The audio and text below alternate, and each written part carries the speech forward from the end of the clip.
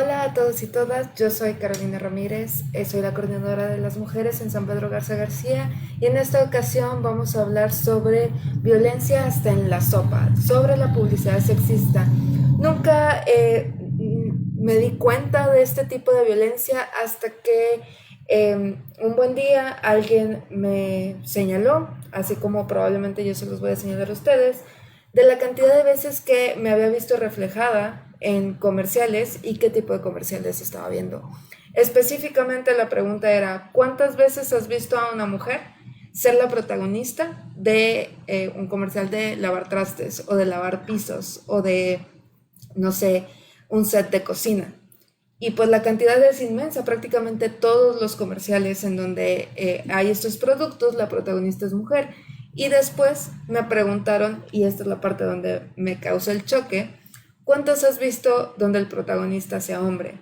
Y no pude localizar ninguno.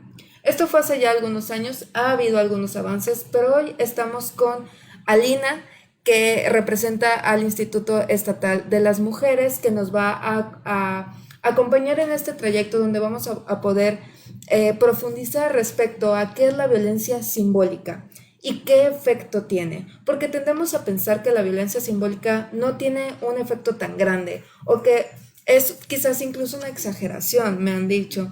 Entonces, en esta ocasión vamos a poder explorarlo un poco más a fondo para pues ir desmenuzando esta carnita. Una disculpa por mi perro que está llorando acá atrás. Está llorando porque quiere salir, pero no le toca salir todavía. A ella también le toca quedarse en casa esta vez.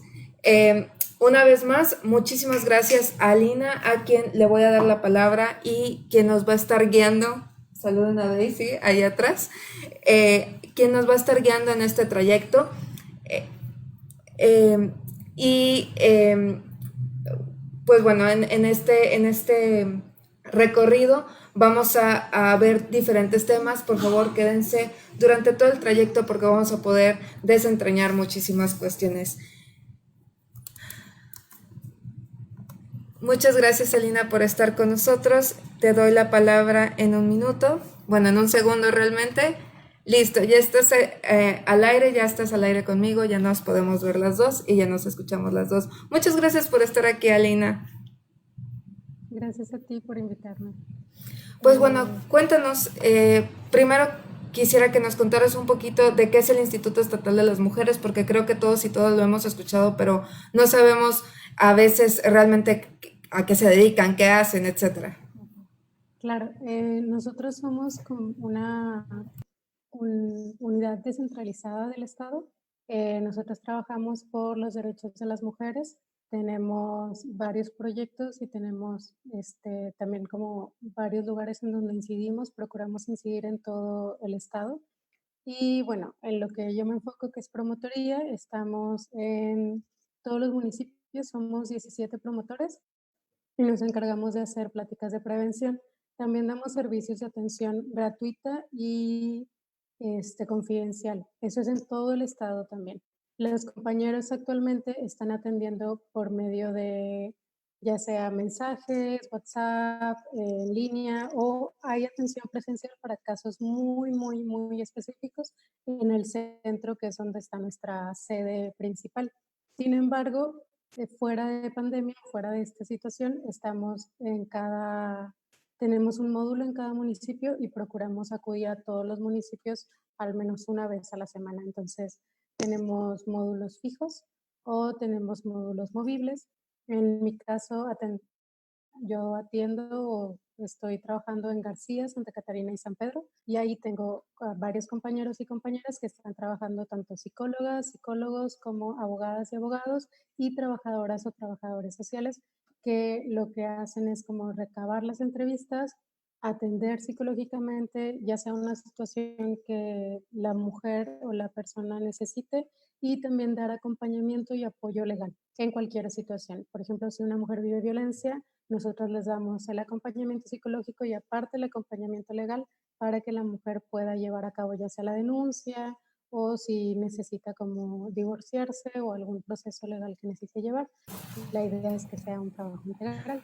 Exactamente, entonces, o sea, en resumen, es una atención integral, tanto de prevención como de atención a la violencia de género, ¿no? En resumen.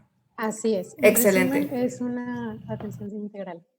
Súper. Bueno, entonces yo voy a poner tu presentación y tú me vas diciendo, ¿sí? Y vamos a ir platicando en cada una de las cuestiones porque me parece muy relevante que esto no sea solo una cuestión teórica, ¿no? Que venga como de una institución, porque eso quizás le resta al impacto que tiene en nuestras vidas. O sea, esto de verdad tiene un impacto directo, un impacto sustancial en la vida de nosotros como mujeres y desde bien niñas. Entonces sí creo que nos va a dar cabida para estarlo platicando poco a poco. Dame un segundo para poner tu presentación. Claro que sí.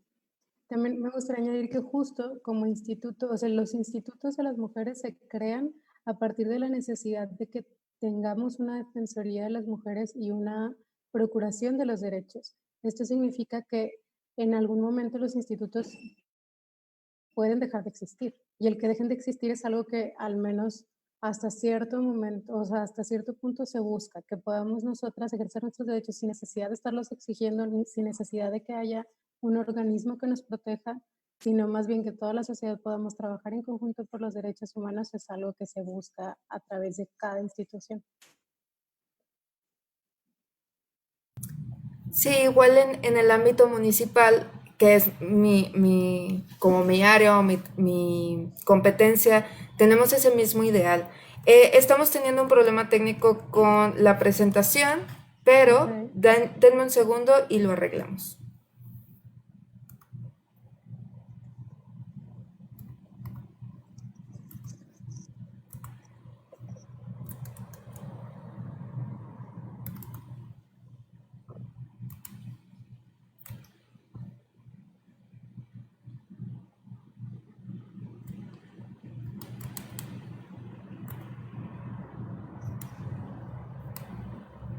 Si quieres, en lo que lo estamos arreglando, te puedo ir comentando cómo, de qué va el tema, Sí, por favor. de lo que vamos hablando. Me gustaría empezar hablando sobre el lenguaje. Me parece muy interesante como compartir que los análisis del lenguaje o se empezó a estudiar más bien lingüísticamente a partir de los años 90, o sea, 1900, finales de 1900. Sin embargo, hay varios teóricos que empezaron a analizar el lenguaje mucho antes. No había una carrera tal cual, lingüista, pero ya se empezaba a analizar el lenguaje. Y esto es muy importante porque si tenemos menos de 200 años analizando el lenguaje, quiere decir que tenemos menos de 200 años haciéndole una crítica a cómo nos hemos constituido personalmente, psíquicamente y socialmente. Esto significa que tanto mujeres como hombres, como personas no binarias, como cualquier persona que vive en este planeta, nos hemos constituido o nos hemos formado a partir de cómo hemos sido nombradas, nombrados o nombrades desde una postura patriarcal. Los principios del lenguaje nos llevan a entender cómo el ser humano fue fundado desde el ser hombre y cómo el ser mujer fue fundado como esta jerarquía.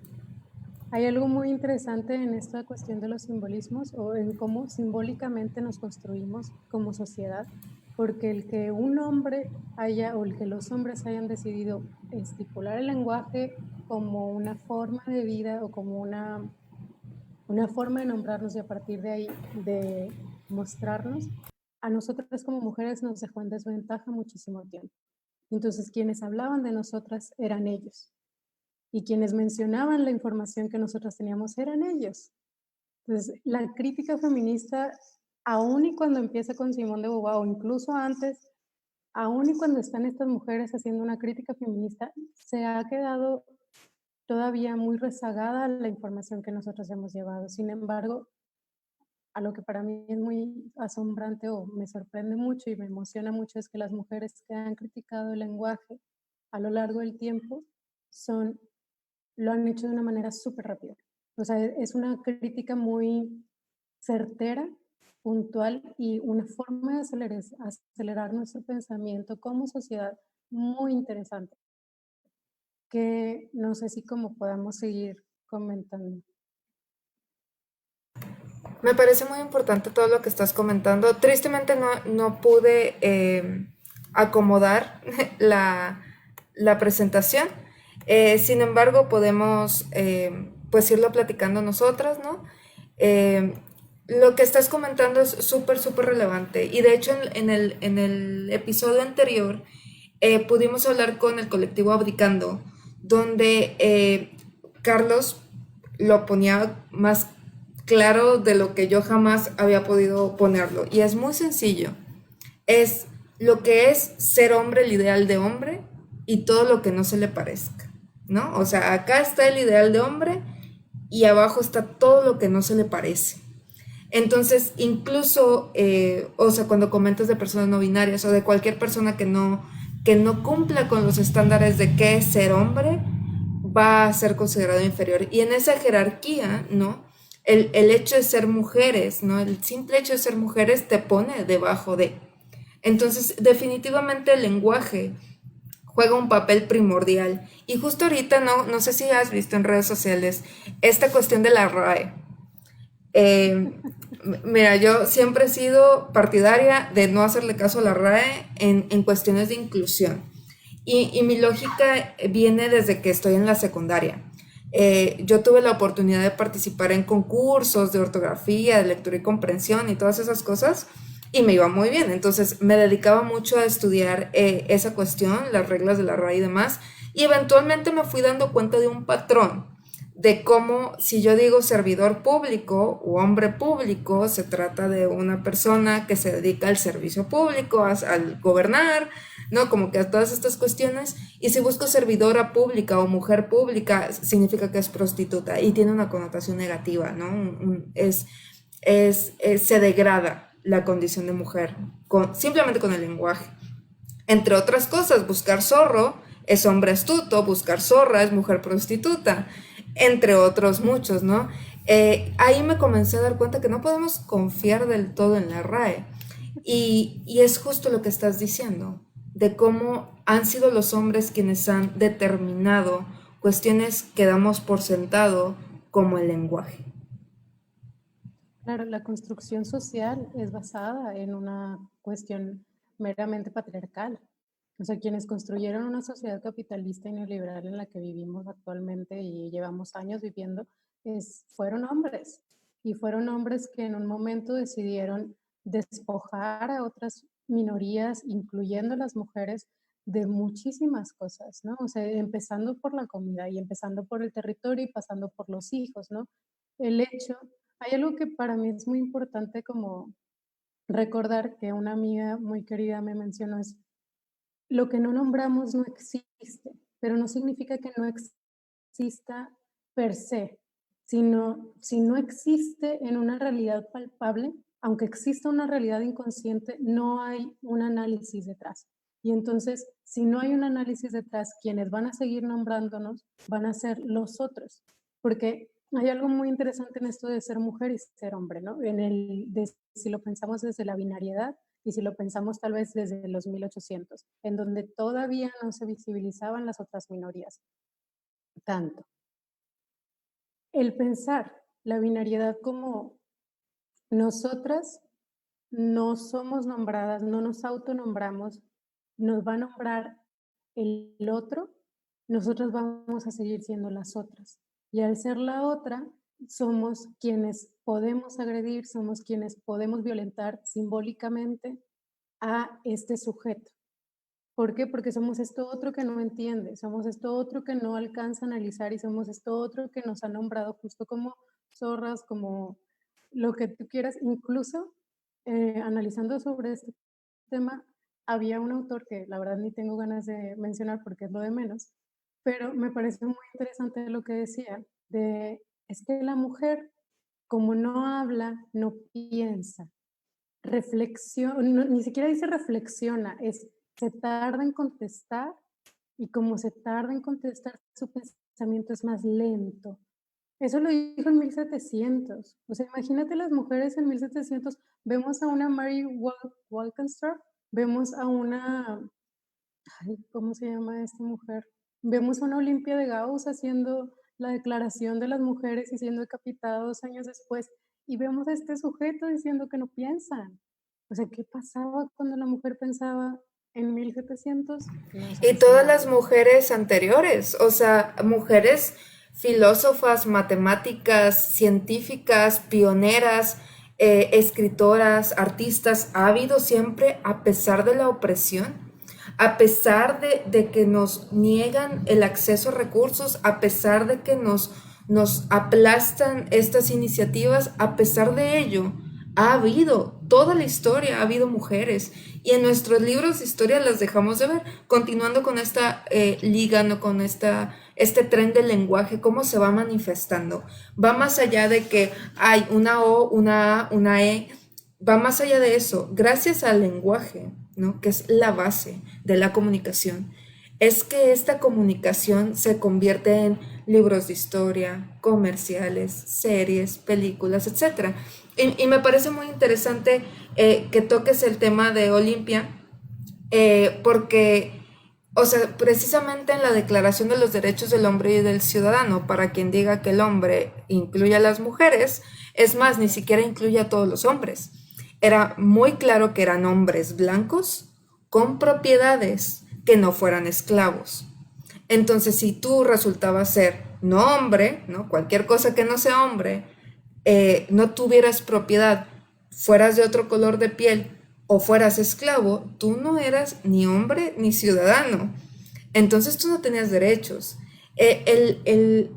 La importancia del lenguaje es así de grave.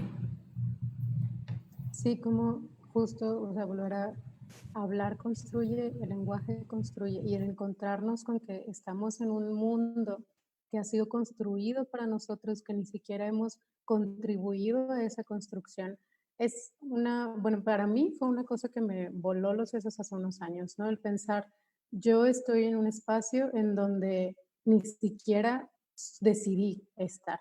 Hace unos momentos, como unas horas, vi que una compañera publicó una pregunta referente a, tú estás en donde quieres, tú decides en dónde estar o tú decidiste en dónde estás ahorita.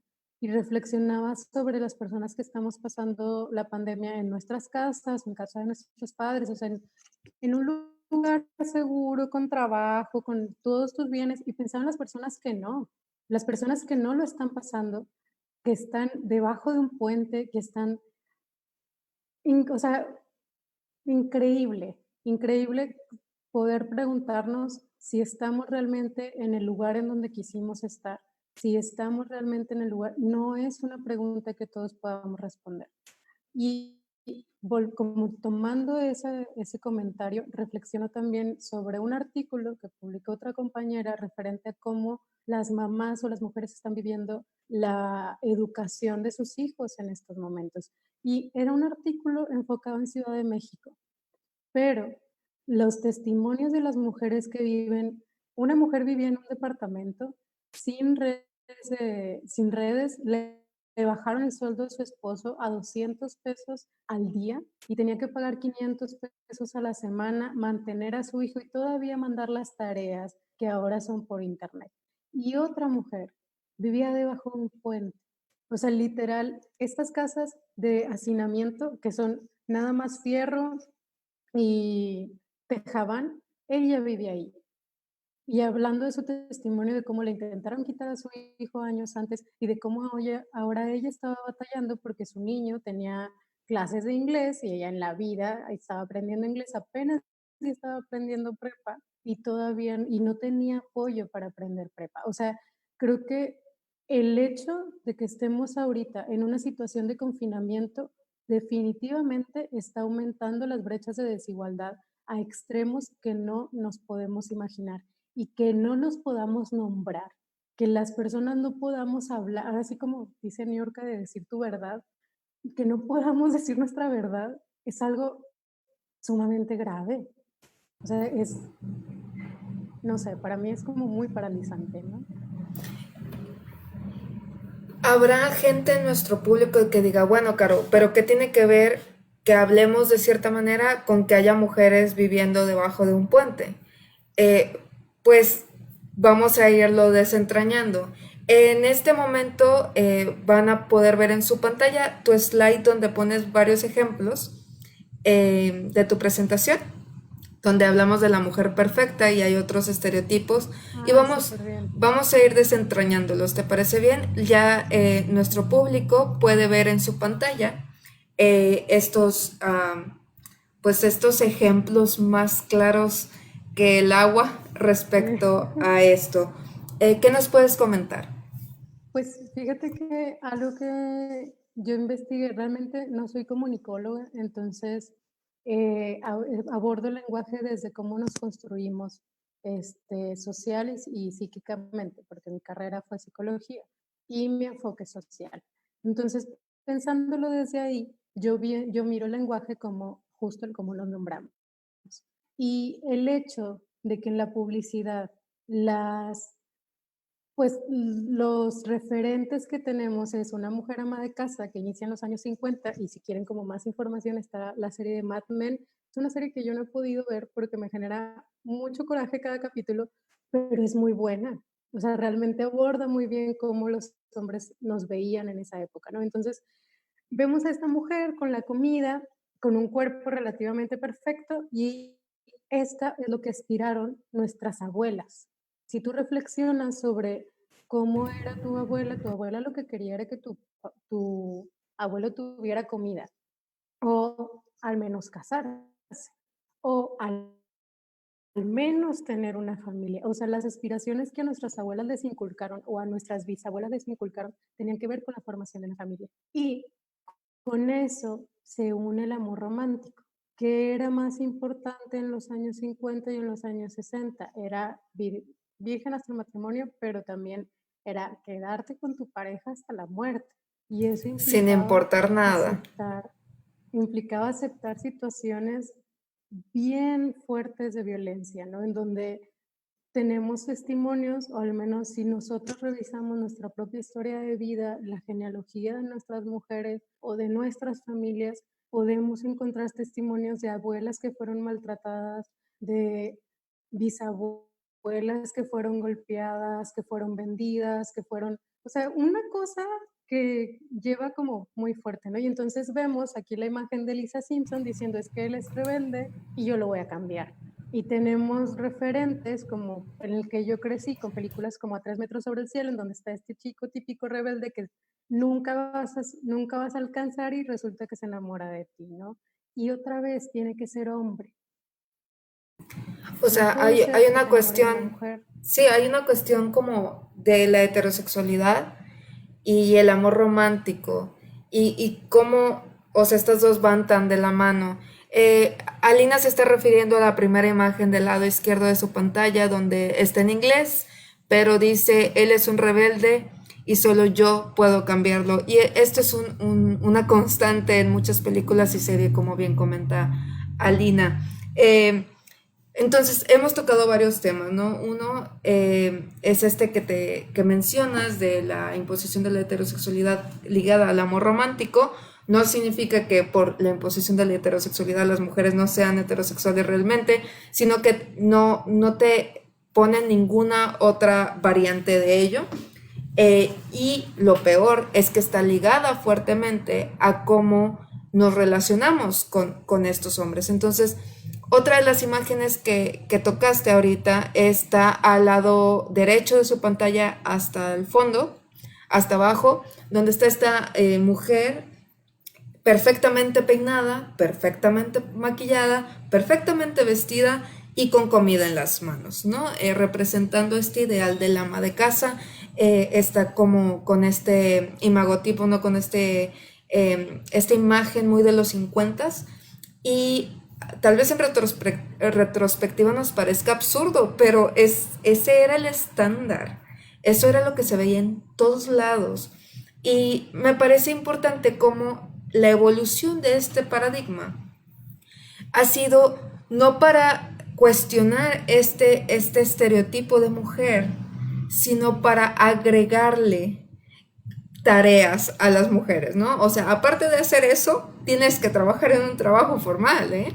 O sea, aparte de ser la ama de casa perfecta, tienes que ser la trabajadora perfecta. Sí, entonces nos encontramos, o al menos en mi caso, con madres que son multitask. Yo crecí con una madre trabajadora, o sea, con mis dos padres trabajadores, y mi mamá se encargaba del trabajo, de la casa, de nuestra educación, de la construcción de la casa, de llevarnos a hacer como mil vueltas, y en la vida pensaba en ella. Tan así, era tan normal para mí ver a mi mamá haciendo tantas cosas, que incluso estando en la carrera, recuerdo que las dos íbamos juntas a hacer ejercicio, a un gimnasio, y entonces la chica del gimnasio nos dice, mi mamá le dice, estoy muy cansada, no sé qué, y yo le digo a esta chica, tiene algo psicológico, ahí queriendo interpretar a mi mamá, ¿no? Y me dice, tu mamá hace 15 cosas al día mínimo. O sea, se le olvidan las cosas y está cansada porque no puede con más cosas, ¿no? Porque todo el tiempo está haciendo algo. Y creo que muchas de mis generaciones, o sea, muchas de la generación millennial crecieron con madres de la generación boomer, por así decirlo, haciendo muchas cosas. ¿Por qué? Porque también vemos un decaimiento o como se pronuncie en la economía. O sea, el hecho de que la economía se incluya a las mujeres habla de cómo nosotras entramos en el rol laboral. O sea, entender que las mujeres entramos en el rol laboral a partir de la guerra y que a partir de esta guerra en donde los hombres se van a luchar y las mujeres entran a las maquilas, es que empieza este rol de ser multitasking. Yo sé que puede ser como muy amplio, pero creo que ir caminando en la historia nos puede ir entendiendo por qué hay mujeres debajo de un puente en estos momentos y por qué eso es estar hablando del lenguaje y por qué eso es nombrarnos. En las imágenes podemos ver este estereotipo en la parte derecha, en la imagen de en medio, donde tenemos una mujer que está cumpliendo con todas las labores y aparte se está ejercitando, está cuidando, está haciendo labores de crianza, está haciendo labores de limpieza, de cocina y aparte el home office, ¿no? Que ahorita es la realidad de muchísimas mujeres que tienen que estar atendiendo el trabajo y la crianza de sus hijos, no en la escuela, no llevarlos a la escuela y que haya profesionales que se encarguen de su educación, como el sistema pues, está diseñado. No, ahora tenemos que, y me incluyo como mujer por ser empática, no me ha tocado, espero que no me toque, porque es una carga tan grande el tener que estar atendiendo las labores del trabajo, no del trabajo formal, las labores de crianza, las labores educativas ahora, aparte de las labores de crianza, y las labores domésticas, eso sin contar las labores emocionales. Porque esta pandemia nos está afectando a todos y todas, ¿eh? O sea, no solamente es una cuestión económica, es una cuestión emocional bien profunda y grave. Y también Entonces, perdón, dime tú eres la también profesional de la salud. también las cuestiones de cuidado. O sea, ahorita tenemos a mujeres teniendo cuádruple o quíntuple jornada. Imagínate, quíntuple jornada. O sea, trabajo, educación, casa, marido, porque también lo sexual se tiene que atender para los hombres. O sea, la mujer tiene que estar disponible sexualmente. Según este paradigma, ¿no? Pero también según la realidad en la que vivimos, al menos Exacto. aquí en México. O sea, el hecho de que las mujeres no puedan decirle que no a su marido y que estén consintiendo violaciones no es un consentimiento. Es un no tengo una salida. Si no le digo que sí, no me va a matar, pero me va a madrear. Y ni siquiera es consentimiento, o sea, no es consentimiento de ningún lado, porque ceder no es consentimiento. Si va a haber una consecuencia negativa es coacción y por tanto no es consentimiento, ¿no? Entonces, definitivamente la violencia sexual en casa está sucediendo, va a haber muchísimos embarazos no deseados, no planeados durante este tiempo o que se gestaron o se van a gestar durante este tiempo, poniendo en mayor peligro a las mujeres por su estado de gravidez. Entonces, tocamos muchos temas, ¿no? Porque precisamente cuando hablamos de violencia de género, pues tristemente todo está muy, muy entrelazado estamos hablando de derechos humanos y uno de los principios de los derechos humanos es su interdependencia. Entonces ahí nos disculpa el público por estar como que pareciera que desvariamos, pero en realidad todo está unido. Todo tiene un efecto dominó en otras cosas. Entonces, volviendo a esta imagen, ¿no? Que está en tu presentación, tenemos justo en medio esta imagen de la mujer perfecta, que creo que está muy ligado a lo que estamos diciendo. O sea, tienes que hacer todas estas labores y aparte tienes que verte de cierta manera, ¿no? Sí, sí, como solo me gustaría hacer un apunte justo en estos embarazos no deseados. Desde la teoría psicoanalítica hay varios teóricos que hablan de la importancia de nombrar al bebé y de cómo la construcción de este bebé, que es un sujeto, es a partir de la interacción con la madre. Si la madre no desea a ese bebé, es algo que va a repercutir más adelante en él mismo, de una forma inconsciente. Volvemos a esto, lo que no se nombra no existe, no significa que no exista, existe en la mente del sujeto, y sujetos somos todas las personas que habitamos.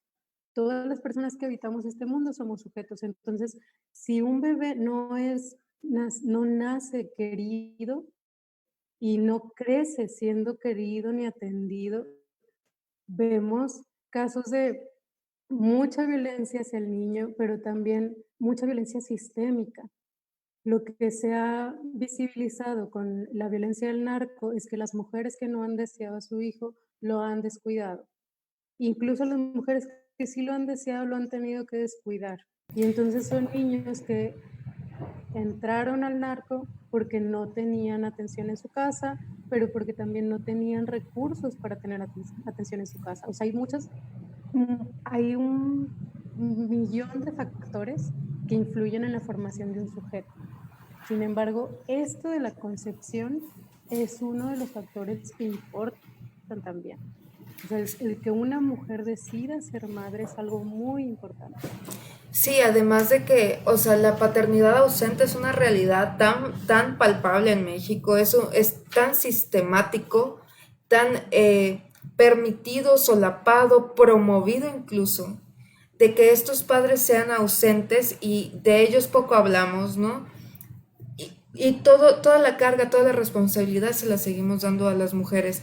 Entonces, con esta concepción de cómo debe ser la mujer perfecta, madre cocinera, limpiadora, maestra, trabajadora, labores sexuales, etcétera, y los pongo como labores, ¿no? Por la obligatoriedad o la explotación que puede haber de por medio. Eh, Creo que ya estamos tocando como muchos estereotipos que vemos constantemente en comerciales, memes, películas, etcétera. Justo que sería el sábado, vi una de mis películas favoritas, ¿no? Sigue siendo una de mis películas favoritas, pero ahora lo veo con ojos más críticos que yo vi cuando estaba en la secundaria, que es El diario de una princesa. A mí siempre me causó mucho shock el hecho de que le cambiaran su físico, ¿no? Todavía estas habilidades políticas que le quieren dar a la protagonista, bueno, si alguien no la ha visto, vaya y véala, póngale pausa a esto, vuelva más de rato, ya que la vea. Pero para el resto de nosotros que ya la vimos, estas habilidades políticas que le quieren dar a la protagonista no se me hacen tan mal, son habilidades que adquiere, su personalidad no cambia, pero sí le cambian su físico, o sea, sí le alteran el físico. Aunado a ello, sus peores enemigas son mujeres. O sea, en la realidad, en el mundo real, es un mito eso de que el peor enemigo de una mujer es otra mujer. Es un mito, pero lo vemos constantemente en las películas, quizá porque sea más jugoso, más entretenido, pero la realidad es otra, y crecemos pensando que nuestras amigas nos van a envidiar, nos van a meter el pie, o de plano van a conspirar en nuestra contra, nuestras amigas y compañeras de escuela. Y todas esas cuestiones que comienzo a ver, es violencia simbólica. O sea, yo crecí pensando que eso me iba a pasar, que eventualmente yo iba a tener que cambiar mi físico para complacer a un público, que yo iba a tener que estar siempre cuidándome de mis amigas porque me podían meter el pie, o de mis compañeras de escuela o de trabajo porque me iban a conspirar en mi contra, porque Pues porque toda esta violencia hace que nos volvamos paranoicas, que solo estemos pensando en nuestro físico, aparte de estar cumpliendo cuádruples o quíntuples jornadas laborales. Sí, que también sí es real en varios estratos sociales.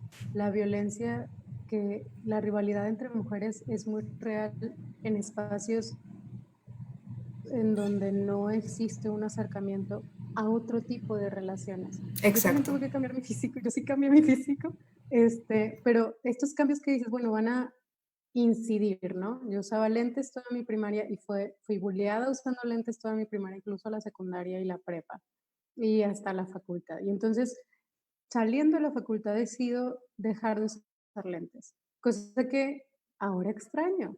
Me gustaba usar lentes. También dejé de jugar deportes, jugaba básquetbol cuando estaba en primaria, porque en secundaria yo no iba a tener novio, como quiera no tuve novio en secundaria, pero yo quería tener novio en secundaria y yo aprendí rivalidad en la secundaria después de que un grupo de amigas que no eran amigas me habían organizado una fiesta sorpresa en un espacio al que yo no podía acudir porque era una niña, era un restaurante que vendía alcohol. Me habían hecho una fiesta sorpresa ahí, mi mamá no me dejó ir y entonces una de estas niñas me dice por teléfono muy enojada que pues era muy mala amiga porque no había ido, ¿no? Y era algo que no estaba en mí. Y volví a ver esta rivalidad entre mujeres cuando trabajé con un grupo de chicas en Santa Catarina y me empezaron a comentar cómo fulanita de tales había bajado el novio, cómo entre ellas mismas se habían bajado el novio y como el chico estaba como si nada. Y lo último que supe fue que este chico ya había embarazado a 2 de ellas. O sea, el hecho de que ellas se hubieran peleado por una persona que terminó violentándolas a las 2 Y ni es siquiera, algo. o sea, ay, qué coraje. O sea, aquí demostramos cómo estar viendo estas cuestiones impactan en la realidad. Habrá quien diga que es al revés, que la realidad es la que inspira el arte. Sin embargo, cuando vemos la cartelera, cualquier cartelera, ustedes agarren la que quieran, tenemos de dos sopas, ¿no?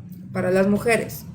O ver puros protagonistas hombres y puras historias de hombres, o ver estas historias. No hay más. Pocas historias hay sobre amor entre mujeres, de hermandad, de sororidad, de apoyo, de fraternidad, de solidaridad. Y justo, o sea, ahorita nada más en mi cabeza se me ocurrieron mil donde la rival o la mala es otra mujer. Todas las princesas de Disney, la que quieran, ¿eh? La que quieran. Y aparte, ¿no? ¿Cuáles películas tenemos donde tengamos como buenos ejemplos de relaciones entre mujeres? Y es la única que se me ocurre, para quien la haya visto, Lilo y Stitch. ¿No? De esta relación entre hermanas, ¿no? La hermana mayor que tiene que cuidar de su hermana menor porque sus padres no están, ¿no? Y sin embargo hablan mucho de como este choque entre ellas, pero al final es su amor como hermanas el que prevalece y el que hace que todo salga bien, pues. Pero de esa Hay a las que quieras, donde es lo contrario, ¿no? hay una película muy buena que yo utilizaba cuando hacíamos cine debates y, ay, ¿cómo se llama esta película? Sale América Ferreira. América Ferreira es una actriz mexicana que vive en Estados Unidos y hay una escena de esta película, ahorita me recuerdo el nombre, disculpen, la poníamos por el trabajo, pero hay una escena de esta película en donde las mujeres se quedan en ropa interior, ellas trabajan en una maquila y, y se empiezan a ver sus cuerpos, son mujeres de cuerpos grandes, voluptuosas. Entonces se ve la imagen de estas chicas observándose y diciendo, tengo mucho calor, pero mira, es que, y empiezan a decir, es que yo tengo muchas estrías, y es que yo tengo mucho que, no sé qué. Y a mí me encantaba ponerlo en las secundarias, porque veía las caras de las chicas identificándose con esas mujeres. No eran mujeres esbeltas con 90, 60, 90, no, eran mujeres como ellas, que tenían cuerpos normales. ¿Cómo no se nos representa con cuerpos normales? Incluso, aunque hay inclusión ahora en ciertos programas, sigue habiendo una dictadura de la estética que no nos podemos quitar. Y sigue siendo difícil ver cuerpos distintos frente a la pantalla. ¿Por qué? Porque sigue siendo difícil ver cuerpos distintos si nosotras no tenemos un cuerpo perfecto. Me parece muy importante lo que estás comentando, porque ese es otro de los grandes estereotipos dentro de la publicidad sexista, ¿no? Como la mujer perfecta, que ya vimos una imagen, pero constantemente lo vemos en todos lados, ¿no? La ropa siempre es para cuerpos muy normativos que no son compatibles con la realidad demográfica. Y de aquí podríamos sacarle, ¿no? Gordofobia, ¿no? Misoginia, etcétera, etcétera. Pero la realidad es que las mujeres venimos en todos los tamaños, en todas las formas, en todas las texturas, en todos los colores, y no deberíamos ser invisibles unas y otras ser las únicas que se ven. Ahora en tiempos de redes sociales quizás no nos demos cuenta de que todo lo que vemos en Instagram también es publicidad. Parece que no, parece que es un post de alguien hablando de su vida y de lo bien que le fue con un té o de lo bien que le fue con un maquillaje o lo que sea, pero todo está diseñado para que tú aspires a algo. En los 90 era ser tan delgada como fuera posible, ¿no? Talla cero, ser invisible, no valer, estar tan pequeña como sea posible. Pero ahora siento que es todavía más difícil, ¿no? O sea, ahora tienes que tener un cuerpo de reloj de arena, creo que les llaman, ¿no? Como que esto como curvo, pero imposible, o sea, francamente imposible sería regresar a las épocas victorianas o que tendrán otro nombre, ¿no? Pero de los corsets, donde te restringe literalmente el cuerpo. Tú checa cualquiera que quieras, ¿no? En Google. ¿Cómo se venden las fajas? La cantidad de mujeres que usan fajas, o sea, ustedes y yo, ¿no? No lo creerían. Yo jamás imaginé que tantas mujeres estuvieran utilizando fajas a diario.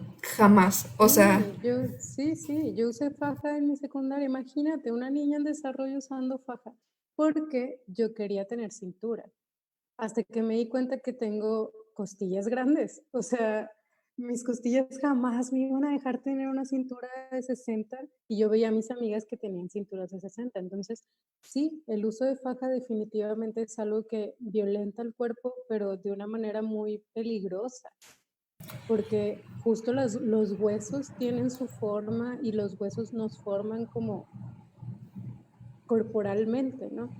Ya me acordé el nombre de la película, se llama Las mujeres de verdad tienen curvas, perdón. Las mujeres de verdad tienen curvas. Las pueden encontrar en YouTube, súper fácil. Y la verdad está muy entretenida. Es una película justo para encontrar como el amor propio en nuestro cuerpo. Es de los 90 más o menos, está un poco vieja, pero está muy bien para justo empezar a tener un poquito más amor hacia nosotras mismas. Y creo que sería como importante ir pasando a cómo el lenguaje incluyente, el hecho de nombrarnos, nos lleva a visibilizarnos. es muy relevante esto que estás comentando, esta película, ¿no? Contexto es en los 90, ¿no? Porque también las mujeres, o sea, aparte ahora de ser flacas, tenemos que tener ciertas curvas, no cualquier curva, ciertas curvas, ¿no? Que solamente se alcanzan a través de regímenes muy estrictos de dieta y ejercicios que solamente cierto estrato social puede costearse, es la verdad, o ya sea por el dinero o ya sea por el tiempo, ¿no? No cualquiera se puede dedicar el tiempo para hacer eso, por más que te vendan que sí, ¿eh? Y por otro Sí, lado, a través de cirugías, ¿no? O intervenciones quirúrgicas, incluso de esas que se dicen no invasivas. Siguen siendo intervenciones que solamente ciertas personas pueden pagar, que ciertas personas pueden costear. Y me acuerdo mucho de mi preparatoria, o sea, yo tuve compañeras sin querer faltarles al respeto, ni mucho menos, fue su decisión y está bien, pero sí invita a reflexionar de esta práctica recurrente de que niñas que están en desarrollo se sometan a cirugías de su cara, cuando todavía ni siquiera se termina de desarrollar su rostro, y se alteran la nariz, se alteran los ojos, se alteran la boca, se alteran los pómulos, para cumplir con cierto estándar de belleza que está muy ligado con toda esta cuestión del lenguaje y de la publicidad sexista. En sus pantallas pueden ver otro set de imágenes eh, que ilustran toda esta cuestión de estereotipos, y algo de lo que no hemos hablado es de la sexualización de los cuerpos femeninos. Déjense los pongo para que lo Sí, vean. fíjate que Ahí justo está. me pareció muy fuerte investigar sobre los certámenes de belleza de niñas, porque es algo que yo veía cotidianamente hace unos 5 años en la televisión, ¿no? El hecho de, eran programas completos de certámenes de belleza de niñas. Y ayer estaba escuchando a unas compañeras que tienen un Instagram que se llama Fotógrafas del Norte, en donde entrevistaron a Mayra Martel. Mayra Martel es una fotógrafa que tuvo investigaciones muy interesantes relacionadas con las mujeres, pero tuvo una relacionada con los certámenes de belleza en Sinaloa. Y como estas niñas en Sinaloa crecen con esto que estás comentando, o sea, con la idea de, ok, yo a los 15 años mi fiesta de cumpleaños va a ser una operación. Eso es lo que yo quiero. Y entonces son mujeres bellísimas, corporalmente bellísimas, ¿no? Y sabemos que Sinaloa tiene como mujeres que impactantes, pero ¿por qué tiene mujeres impactantes? Porque crecen en esta educación de certámenes de belleza en donde lo más importante es tu cuerpo, no tu mente, no lo que tú sientes o lo que tú eres, sino cómo te ves. Y entonces escuchamos testimonios de niñas diciendo, yo voy a hacer certámenes de belleza y me voy a operar ciertas partes hasta que ya no pueda más, ¿no? Y nos podemos imaginar, o sea, yo me puedo imaginar eso y es algo aterrador, terrorífico. Es bien triste ver a niñas tan preocupadas por su físico, que hemos podido comprobar una y otra vez. Y con todo este show de los certámenes de belleza, hubo un foro con diputadas, donde los comentarios, o sea, parecía que se habían organizado a decir que los certámenes de belleza empoderan. Y seguro habrá quien, alguna niña, donde el proceso la habrá empoderado a hablar en público, a aprender a cómo, no sé, su postura o lo que sea, y que eso la hace sentir empoderada, y eso está bien, pero no es la única manera, uno. Dos, hay mucho mejores maneras, porque esto las pone en constante riesgo, y la presión de caber en cierto molde es tan grande que el costo-beneficio como que no cuadra. Ya será tarea de seguirlo, Sí, pues desmenuzando, ¿no? Y debatiéndolo, porque es necesario y es bueno, pero definitivamente en sí los certámenes de belleza parten de una premisa misógina. Las mujeres son producto. Las mujeres tienen que verse de cierta manera para que nos pueda representar como humanidad. ¿Representar en dónde? ¿Quién sabe? No nos han podido contestar esa pregunta, pero que cumple con cómo debe verse, cómo debe hablar, para lo que sea, ¿no? Y normalmente tiene un fin capitalista. sí que es muy importante mencionar, justo en esto que tú mencionas de representar, ha habido investigaciones a nivel internacional, a nivel nacional no tanto, pero sí a nivel local, personas, principalmente mujeres, que han detectado trata de mujeres en los certámenes de belleza. Hace Ha unos años, sido, ha compañeras, sido noticia, sí, ¿no? Internacional.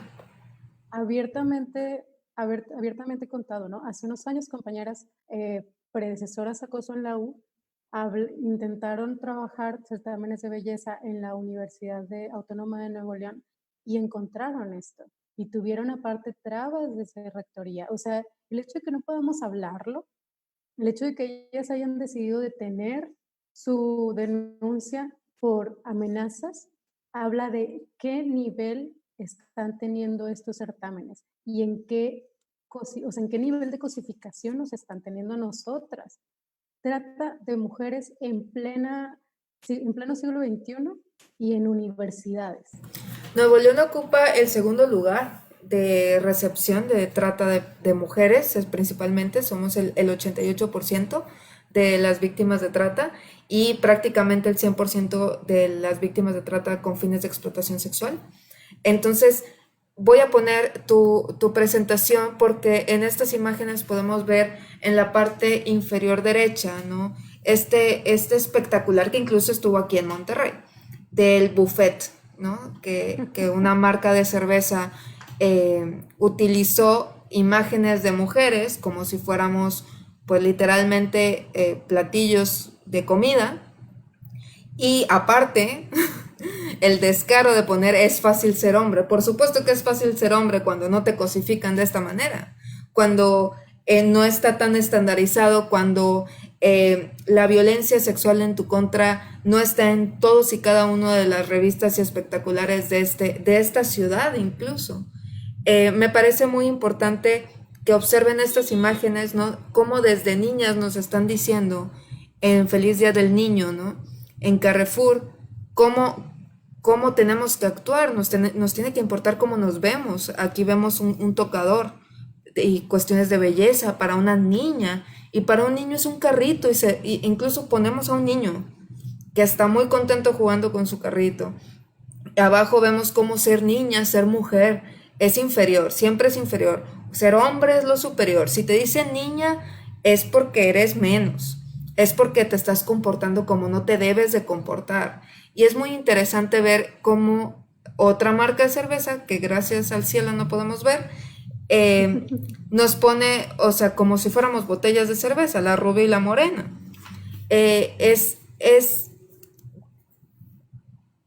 Quiero utilizar como una palabra que de verdad describa cómo nos sentimos las mujeres. Creo que es desgarrador y es una condicionante constante de cómo actuamos, cómo nos vestimos, cómo hablamos, qué estudiamos, hacia dónde nos dirigimos, qué decisiones de vida tomamos.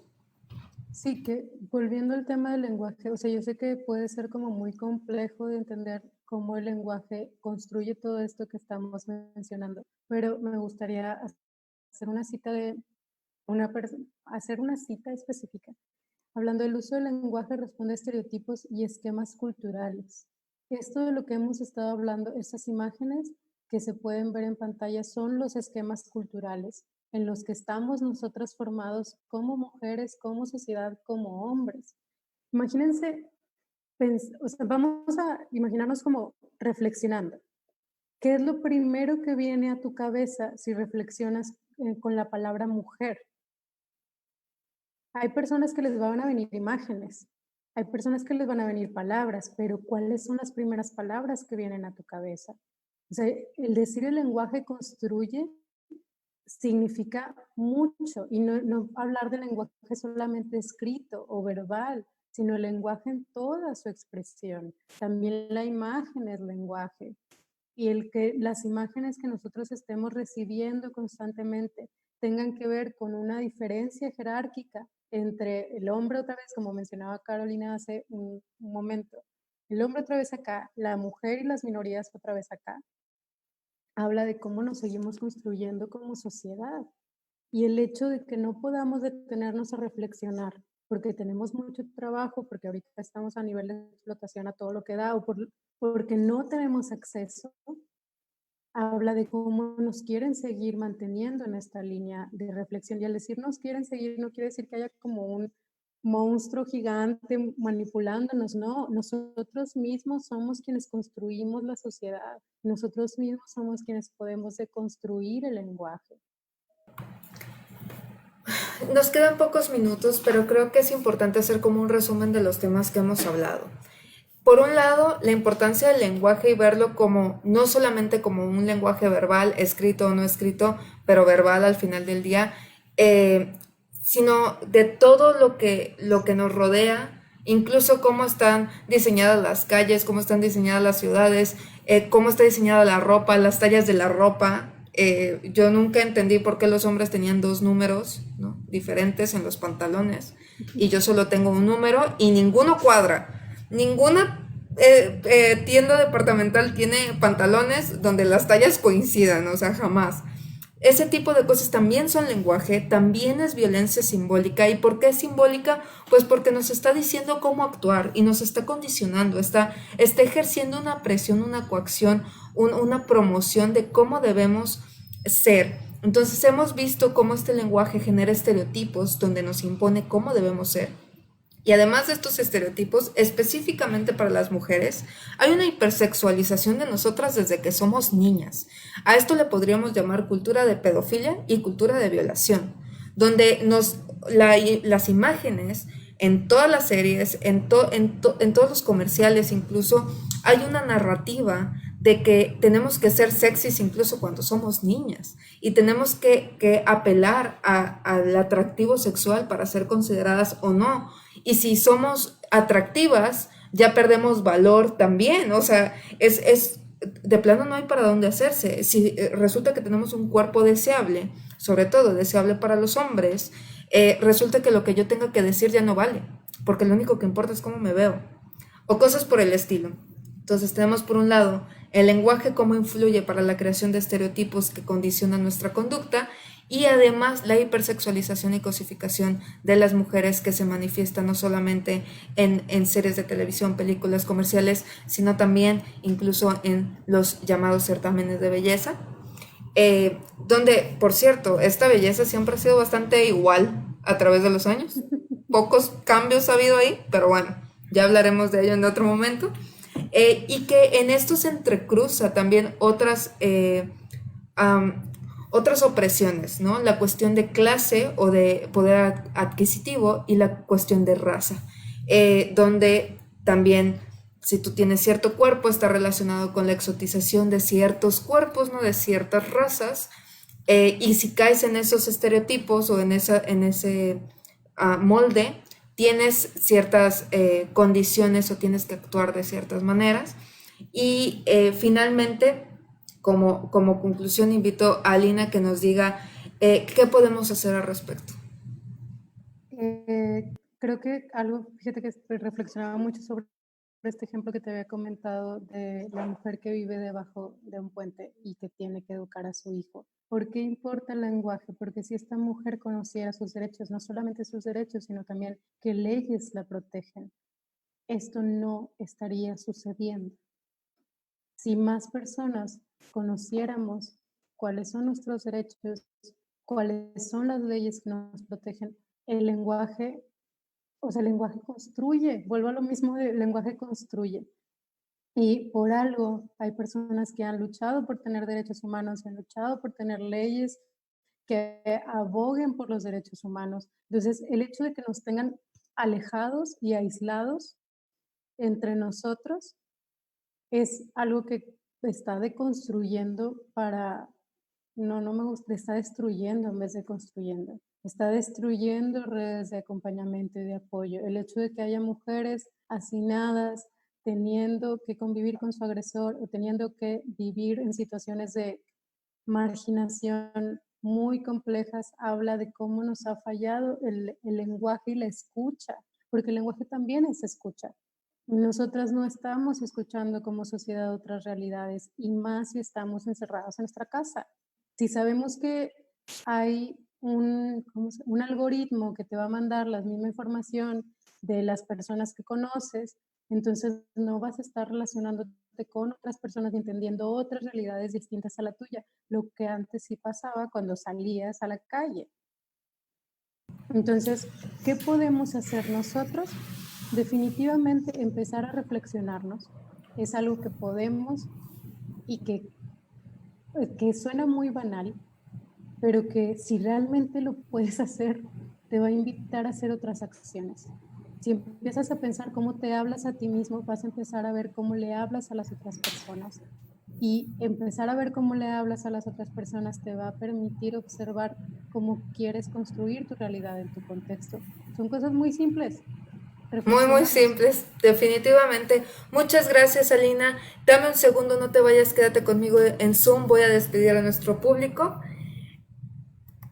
Pues muchísimas gracias a todos y todas que nos estuvieron acompañando durante esta transmisión. No se pierdan todos los martes. Tenemos temas muy importantes que tocar. En nuestra siguiente transmisión hablaremos de cómo están construidas las calles para y por los hombres y cómo las mujeres hemos sido excluidas incluso en eso.